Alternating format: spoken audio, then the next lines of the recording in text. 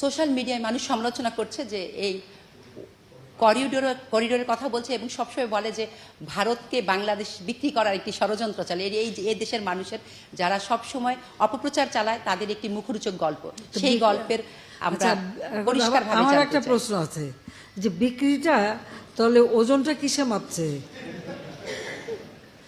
কোনো কিছু বিক্রি হলে তো ওজন মাপা হয় না। এখন তো অবশ্যই ইলেকট্রনিক মেশিন আছে, আগে তো দাড়ি পাল্লায় হতো, তো কিসে মেপে বিক্রি হচ্ছে আর বিক্রিটা হয় কিভাবে?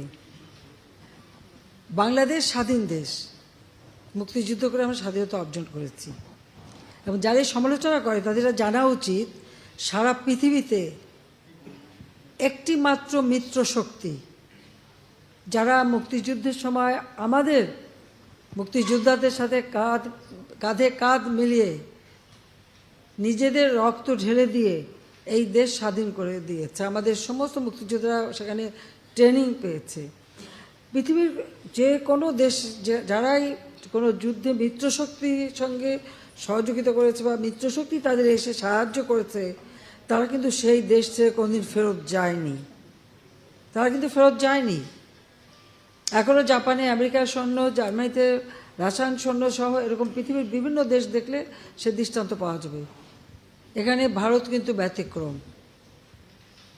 তারা মিত্রশক্তি হিসেবে আমাদের পাশে থেকে যুদ্ধ করে এসেছে, কিন্তু যখনই জাতিপিতা বঙ্গবন্ধু শেখ মুজিব চেয়েছেন যে তারা দেশে ফিরে যাক, ভারতের তদানীন্তন প্রধানমন্ত্রী শ্রীমতী ইন্দিরা গান্ধী সঙ্গে সঙ্গে সেটা রাজি হয়েছেন এবং তাদেরকে ফেরত নিয়ে গেছেন।